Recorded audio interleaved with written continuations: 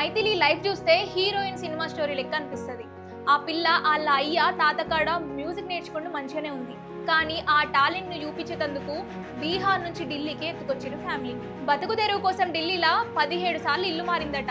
17 ఇండ్లు మారినా దాని పాట మారలే, దాని లక్ష్యం మారలే. మనమైతే బస్సు టైంకి రాలే అని లొల్లి చేస్తాం. చిన్నప్పుడు జాగరణలో పాటలు పాడుకుంటా పైసలు కూడా పెట్టింది. ఇండియన్ ఐడల్ జూనియర్లో ఛాన్స్ వచ్చింది. చిన్న తేడాతో బయటకు వచ్చింది, కానీ వదిలిపెట్టలేదు. రైజింగ్ స్టార్ అనే షోలో ఉట్టిగా 2 ఓట్ల తేడాతో రన్నర్ అప్ అయ్యింది. గెలిచినా ఓడినా దాని పట్టు మాత్రం సూపర్. ఇదంతా ఒక ఎత్తు అయితే ఆ పిల్ల చదువు ఇంకో ఎత్తు. పాటలు పాడుకుంటేనే కాలేజీలో డిగ్రీ కూడా ఖతం చేసింది.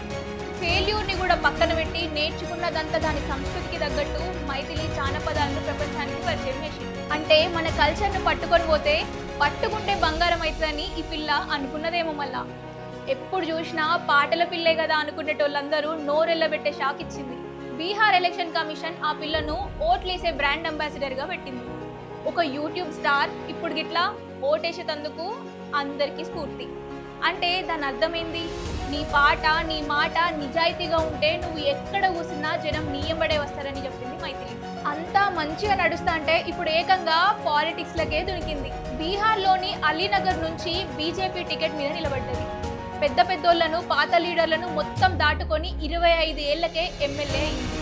ఏం చేసింద్రబాయ్, యూత్ అంటే ఓట్ల కోసం కాదు, పాలిటిక్స్లా పవర్ కోసం అని దేశానికి ఒక లౌడ్ మెసేజ్ ఇచ్చింది.